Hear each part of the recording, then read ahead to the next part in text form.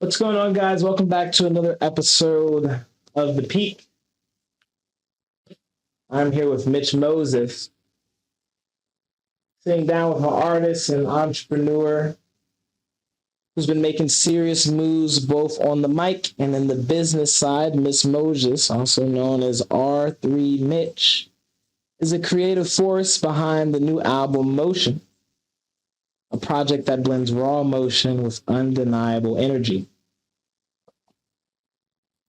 That's not all.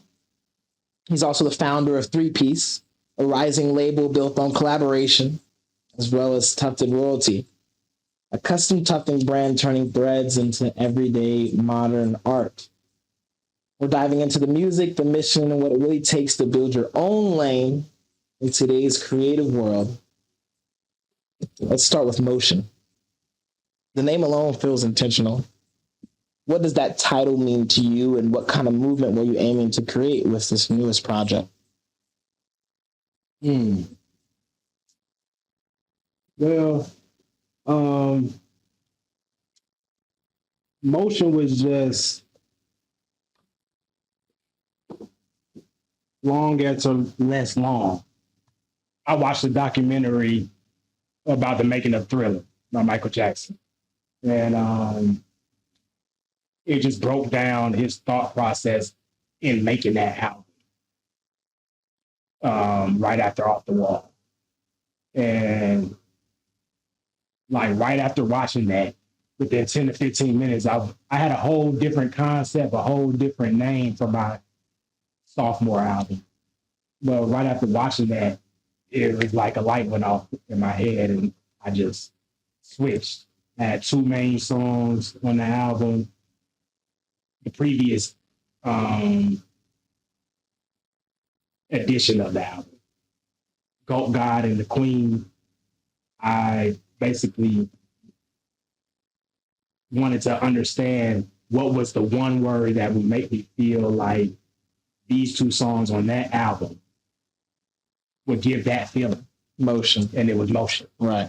So then from there, I just gathered maybe 3 to 4 other songs that I had. And then from that moment, I created another 2 to 3 songs. And that basically is what built the album for what it was. But it was based on basically, I felt like motion was just, for one, it's a word that's in the lexicon of the culture right now. People want to have motion. They want to be doing something. But so I respected that aspect of the word.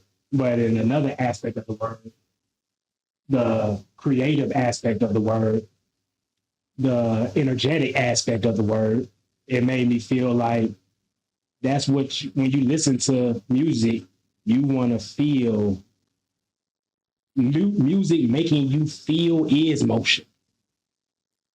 So I wanted to create an album where when you listen to it, it made you move. Right. Basically. It definitely makes me move, especially going to the latter half of the album. Yeah. Past track 4. It's real groovy. It's real groovy. I know a lot of it myself. We want to dive deeper into the entrepreneurial ventures that you've taken with Three Piece as well as Tufted Royalty into an entrepreneur venture of our own. This episode is brought to you by Go Doobies, who has sent us over some amazing flavors to try. We'll be trying their great mambas today. Yesterday, we tried their lemon cherry guava. That was alongside Butter Body. We're going back to back like Jordan 96, 97, and I tell you, the strain will probably hit the same. I'm going to go ahead and roll this up. Thank you so much for our sponsors today. I want to know, you wear a lot of hats. Artist, producer, executive of Tufted Royalty, of the brand Three Piece. What else is going on? I mean, that's the most of it, but I'm a landscaper. I got my own company, landscaper, Royal Sincere Landscapes. So that's like my day-to-day job that I go do. But the music and Tufted Royalty, that's more of my creative side. Those are the like creative brands that I have put energy and time into. love into, blood, sweat, and tears, and money into. So, um, yeah, I mean, balancing all three of them is a task. But I mean, I'm the kind of person that wanted to be self sufficient. I don't want to rely on other people, and that's from everything from my money to making my schedule for me. I like to be more fluid and just quote unquote being my own boss. But I feel like when people say that, they don't really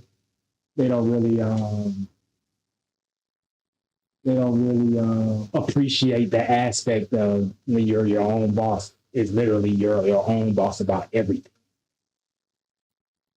Most people like the sound of it, like it in theory, but they don't really put the time and the energy into it. I try to put the time and energy into it. You got some good days, you got some bad days, but overall, the plan is to keep progressing, keep going, keep getting better, keep going forward. Every day you wake up is a new opportunity to be better.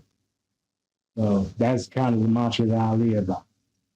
I feel like a lot more people need to live by that same mantra. You talked a lot about the music, the tufted royalty business of making these amazing rugs, being separate from being out there in landscaping. I want to talk about how they're the same. Has there ever been a time where you are landscaping, making amazing pieces of art on people's front lawn, that you've been also listening to music that is soon to come out? How does that give you a space where you're able to appreciate and create at the same time? Do you ever get in a zen state, a flow state when you're there cutting grass, listening to your newest music, like this is it? I feel like I can't create music unless I'm in the Zen state. And those are moments where that allows me to open up the doors to the Zen state. Um, so like this album, I put it together, you put it in the playlist, put it in order, um, and then I would go to work. And I'm at work by myself all day. I got my headphones in, I'm listening to the album 10 to 20 times a day, looking for the little nuances in the album. This drop needs to be here on this song. I need to extend this outro. This is a song that I need to put some kind of skit on. Matter of fact, in the whole project, I need an interlude right here. All that's happening literally while I'm at work because I'm able to just zone. Once you do anything that you do, you kind of zone out and you're not really thinking about that. You're just going through the motions. So while I'm going through the motions of cutting grass, I'm actually listening to the music and focusing on that, constructing that, putting the energy and time and thought process into that to make it a little bit deeper. So it's not just straight surface level, straight, just doing it just to do it. I wanted to mean something. I wanted to have a little extra. That's how you gonna create the motion. What I said, if the music making you feel something is the motion. How I'm gonna expect for you to feel something if I didn't create an opportunity, create the feeling, Right. or even think about the feeling that's supposed to be created. I feel like when you name an album Motion, that is a very definitive statement. There's albums that came out right this week that we won't name, but are along the same line where it might be a one-word album. That's a lot deeper than that one word. But it just being one word allows the listener to really take a step back and think about what does that word mean to you, especially when it's a word that's in the lexicon of pop culture right now. Everybody says, oh, I got motion. I got motion. Motion. What does that shit really mean? You know what I'm saying? You can say it every day like you got it. Most people don't when they say it, but what does it really mean deeper than that? The people who really do have it, I think, do understand, and they relate to that album in a lot of ways. In the same way, you've got a very distinct sound, but you've also got real range. Who were some of the first producers or artists that made you say, I want to do music? Mm.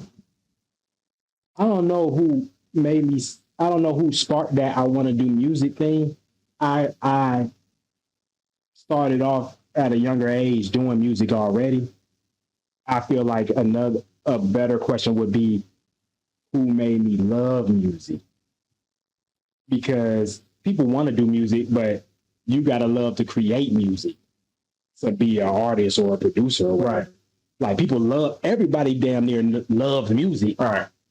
But it's a different step to want to actually create music. Yeah. When you say that, I think about the fact that everybody listens to music and a lot of people want to do the things they listen to when they're growing up early, but what makes you really love it? So speak about those artists that really put you into that mindset. It's like, oh man, well, first of all, I know more than anyone knows about the path that you took before being an artist. Yeah. You know what I'm saying? Before being a producer even. And so what took you down that path of that before the producing, and then what took you down the path of being a producer now turned artist? I started off production. I'm with productions. I'm a producer first. I wouldn't say out my mouth that I make beats. I don't feel like that don't put enough respect on the game, because I make productions. I try to create a piece of music that's going to give you a feeling before anybody puts any words to it. You're going to feel the story and the sequencing of the beat, how the beat builds up and all that. So that's the first thing. I was a producer first. I started off just like everybody else, Fruity Loops, fucking up your computer, viruses. That was goddamn teenage years. Yeah. And of course, you grow and you get better from there. By the time you get to college years, I was better. I was still using Fruity Loops, but I wasn't where I wanted to be. I knew I could get even better. But I felt like I was getting slept on. Like, I feel like I could be better, but I feel like people should be rapping on my shit. Yeah. But when I was sending it to people, they was like, I don't really know if I can goddamn write to this. That's something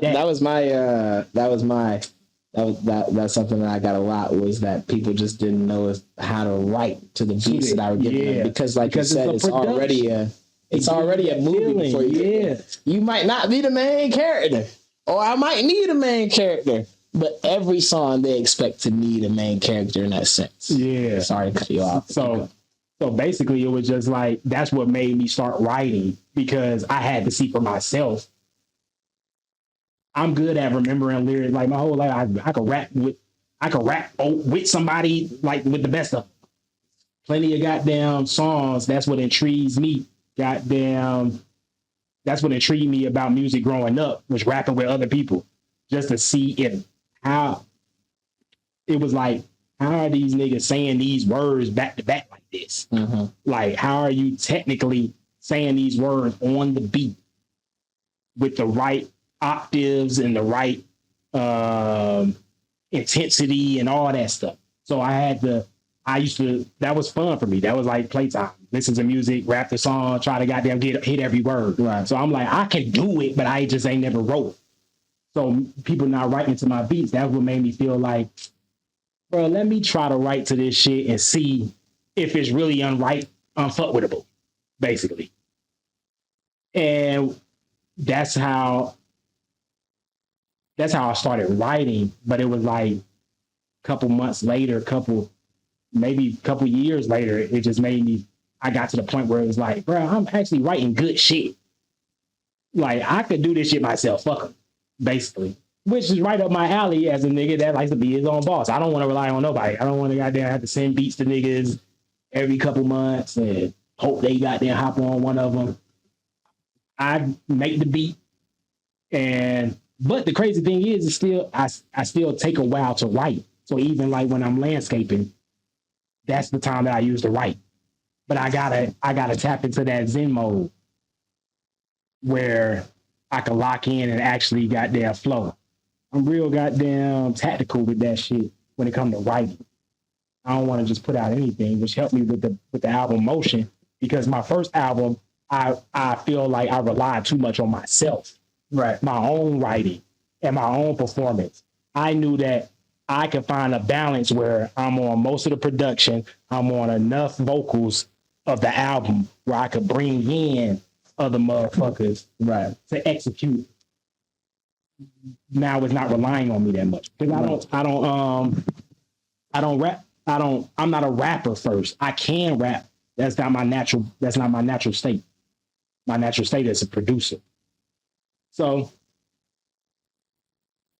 that's what helped me balance the sequencing and the feeling of motion was I can get people to goddamn, I could describe to people what I want this song to feel like. And based on the artists that I'm working with, Elise, Bambi, they crushing. Then we hooked up with Jean Michael, crushing. I got childhood friends, Jesse, a producer on there, Decatur Baby, my dog Sam, my dog Keon. These are people that I just grew up with. I let them, we got free studio every Sunday. I let them come in on one of them Sundays and they did something that I felt was respectable. And Breezy Castillo has features there too. My nigga Asa, he one of them guys. But Asa, a childhood friend from high school, Southwest Cash, shout out. That's my dog. I just like to be around people that like to create and they want to do it at the highest level, like the highest level for what we got. And once you see goddamn like Lil Wayne making $1 million in the fucking hotel on the laptop, then you goddamn get the bigger understanding of you don't really have to have the professional studio and all that shit. I know one question, my fault. I know one question I never answered. Who was my niggas that inspired me? So thinking about the big grand studio, that made me think about Pharrell and the Louis Vuitton. The Clips just got there recorded they whole album at the Louis Vuitton studio. Right. Like that shit player. I definitely would want to do it. But you don't gotta do that to make good music. As long as you spend the right money on the right things and put in the right amount of time and gain the right amount of knowledge and be around the right amount of people that's good people that got good energy, you could do that shit at the crib, nigga. But Pharrell is one of my goddamn 5. I'm gonna start with production. The rapping is a little bit harder because that's a crazy, that list can get crazy. But production, Pharrell in there, Timbaland, them niggas is them niggas. Goddamn, Manny Fresh, that nigga is that nigga. Dre, Dr. Dre, he that guy. And probably Zaytoven, bruh. For real though. I feel like he doesn't get as much credit as he should now, but at a certain point, he might have been the streets. Bruh, literally, the streets, nigga. Bruh, all that goddamn, the Atlanta energy that motherfuckers talk about will put us goddamn in the we running hip hop. Zaytoven really goddamn created that atmosphere with Gucci. And then Gucci, you know how goddamn big that nigga is when it comes to like putting other niggas on. Who you think these niggas need a producer? My nigga is Zaytoven. So hella niggas goddamn done rapped on Zaytoven shit. Yeah. From over the city. And that shit just goddamn, Zaytoven is that nigga, bruh. You goddamn create that energy. He got that right goddamn, that right energy, bruh. For that lane, and you see the 5 people I named, they all kind of had a different lane. They all kind of had a different coast, a different region. It was like them niggas was kind of like the best niggas from they respective areas. Right. For me, at least. And I feel like for most people, them niggas is legends. Nigga. I feel like those are names that are 100% legendary. If you guys are just not tapping in, we're sitting with a legend. This is Mitch Moses here right now. He's got a new album out right now called Motion. We're sitting also alongside Duties. He has sent us some great mambas to try. What do you That shit was some good weed. That's what everybody says. That's the common consensus. This is great. It tasted great. I feel nice and grape You know how it is. If you're a smoker, you know. Shout out to Doobies, man. Thank you for sending us that. I want to get deeper into running two brands at one time. Building two brands from the scratch takes a lot of work. What's the biggest challenge in creating and maintaining momentum in both lanes and now 3 lanes? I might not be the best nigga at that. I feel like it's times where I feel like I'm hitting on all 3, or even 2 out of the 3. I'm hitting, but it'd be times where I feel like I'm fucking up on all 3. Yeah. So goddamn, I feel like you just want to have a great ratio, a good percentage, like shooting free throws or some shit. You want to have a good ratio where you can't never believe that you ain't gonna have the times where you feel like you fucking up on all 3. That shit is coming. Whether you want to believe it or not, it's coming, nigga. So don't even put that in your head. Like, you ain't gonna never feel that. You just don't need to feel that the most. You need to goddamn set up a situation where at least most of the time you feel like you at least conquering 2 out of the 3. And that's just, sometimes you got to put one to the wayside. Like the tufting, I do that mostly in the winter time as a supplement for the landscape. Because, winter is the off season for landscape. That's like my off season workout, nigga. I got damn landscape 4 days a week for 9 months of the year. Landscape 4 days a week. And then them 3 months, December, January, February, that's like the off season. That's when I got down, created a way for myself to make supplemental money during the off season.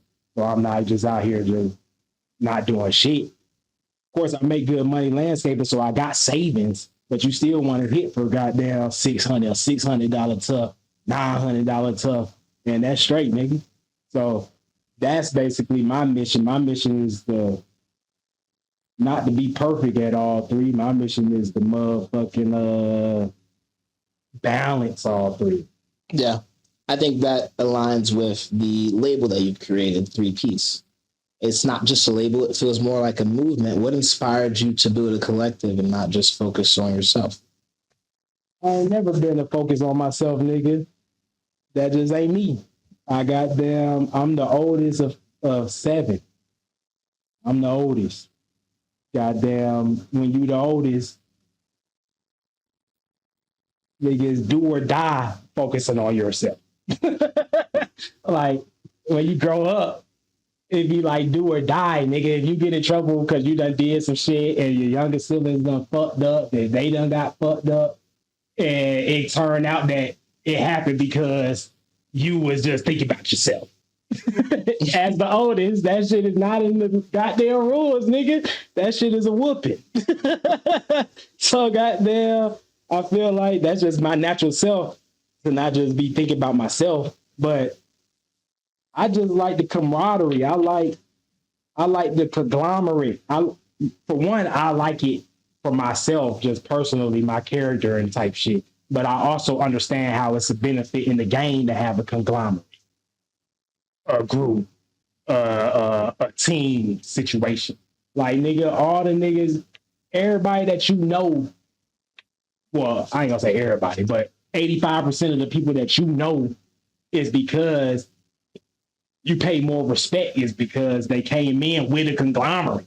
They came in, they was like part of something. Like goddamn Dre. When, of course, well, I don't want to use Dre because he's hard to use because he's a one of a kind. He goddamn started with fucking Easy in them. That's not a good one. Like 50 Cent. He came in G Unit. So that's a conglomerate. It's like, oh yeah, these niggas got a goddamn, they got a team. Then they goddamn backed up by another team that got, includes Dr. Dre, that got even more respect. So it's I don't know the word right now, but it's basically they are being pre-approved for you. Right. They already have like a recommendation. Yeah, basically. Like they're being pre-approved for you. So it's automatically making you more open to listening to them. is automatically making you more open to receiving it. That pre-approval is just like a relationship, goddamn. If you got somebody that you know, you meet a girl off the street, you don't really know her, you traveling somewhere, so you're not even in your city. That's hard to understand or trust or even think, realize what her true intentions are. There's nobody vouching for her. Like if you could get a friend of a friend, if you meet that girl, now you got the friend of the friend, you could get information from both of them and kind of just let you know like what kind of girl this is, how is she, or blah blah blah, and them vouching for her will make you feel like, all right, I need to goddamn take this shit serious, basically. So I just always looked at it like for one, I'm not a rapper. That's not my natural state. So as a producer, I already had to have the mentality of I need to connect with some artists. But then once I got in the mode of creating 3-piece, I was just like, I want to have artists that love to work with each other, but they don't necessarily got to sign with us. Like, they respect the brand. I ain't trying to take no money from you. I just want what I deserve. So when you do your splits and all that shit, I don't need to make it. I don't need to put you in a 360 deal, nigga.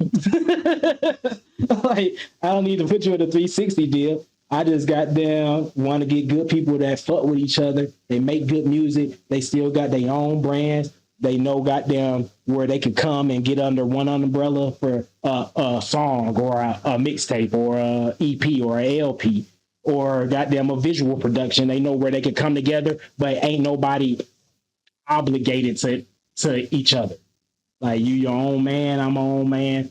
I ain't trying to be the boss of you, and I damn sure don't want nobody to be the boss of me. So I want us to have the freedom to work with each other when we want to work and focus on our solo shit when we want to focus on it. And you ain't got no contract over your head, basically, like you want a 360 deal. So even though you want to work on your solo, even though you want to work with the crew right now, you got to do this solo shit and go do these performances because you ain't got no choice because somebody telling you what the fuck to do. A lot of people like that right now. Anyway, a lot of big artists like that right now that you wouldn't even know your favorite artist. You're like, oh, I know, I'm so happy I'm seeing them on tour. Yeah. They don't want to be on tour. I be watching all these niggas in the game. I pay attention not for the drama. I pay attention for the knowledge. I'm trying to see what the hell y'all got going on, what drama y'all got going on, so I can know. Even if I end up in a situation where I'm somewhere with one of these people, I already know goddamn your background, kind of from the outside looking in, who we know, the public knows you have drama with. Is keep your eyes open, nigga. So I'm also paying attention to niggas' contract talks. When niggas goddamn all of a sudden this artist is complaining that they in a bullshit contract. I'm paying attention to all that shit to see goddamn what the fuck is going on. I'm not finna get home in the music industry. So that's goddamn, that's not in the mission. That is not the mission to get whole in the music industry. The mission is my mission is to motherfucking put out music that I fucking respect and I feel like honors me as a person and where I come from, whether that's family, whether that's state, whether that's city, whatever. And to do it uncompromised. Like, I ain't got to do shit that I don't really want to do. Like, and if I can't get it like that, then I don't want it. I don't want it for the fame. I'm not calling the hype of that for the fame. I want it because I just love music and I know you can make money from music. But I want to do it with love. I want to make my money with love. But I don't want to, that shit don't rule me. The money don't rule me. The fame don't rule me. If I can't have it under my terms, I don't want it. So I think that's what sets 3-piece apart from other labels. The label that you have here based in Atlanta, with a studio out of Lithonia, with music worldwide. I think it's important to note that that's a difference. That was going to be maybe my next question, but it's a statement now, is that is the difference between a label like 3-piece and another label. Yes, they're both artist owned. A label and 3-piece. But 3-piece is independently owned, not an artist that's signed to a label that has contractual obligations to fulfill at the notes of the person who signed to you. We're going to make sure that we both get the right bottom line. I think that's so important for young creatives. Speaking to those young creatives, if one came to you and said, in closing, I want to do what you're doing, what's the first piece of real, no fluff advice that you'd give them? No fluff. Is research. And it sounds kind of like prototypical or whatever the fucking word is of goddamn what anybody would say, but that's not how I'm saying it. Like, I'm talking about the actual research, the cost. Factor that into how much you're making. Factor that into how much you got expendable to put towards that. Factor that into goddamn how much time you already at work, how much time is needed to actually accomplish your mission. Okay, do you have that much time left over from work? You can't do it. Like, you have to factor that. That's the research. Factor in, like, actually studying the industry, the big names of the industry, the niggas that's doing like the extraordinary shit of the industry, the niggas that's just they consistent. They ain't really never did no super big shit, but they've always been consistent where they making some money.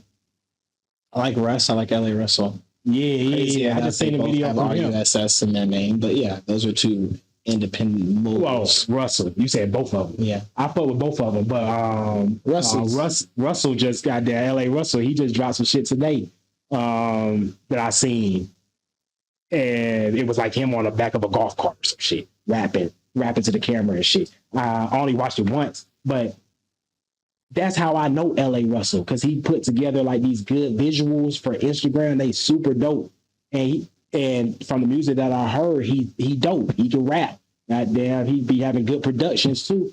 But he got the vision. He know how to do that solo dolo, grassroots visual shit. I fuck with that shit. That shit hard. But yeah, I mean, that's the main thing. I like LA Russell kind of niggas. Them niggas that goddamn just want to be in control of their own life, be in control of their own career, be in control of what they got going on. Don't let nobody make you or convince you to do some shit that you know you wouldn't fuck with on your own. Like, just pure outside of the industry, just you as a person, you know you wouldn't fuck with that shit. How the hell you gonna let a nigga make you do some shit? That shit don't make no sense. But once you got their contractually under niggas and they got the weights on you, you can fuck up with that shit. Easily. You heard it here first.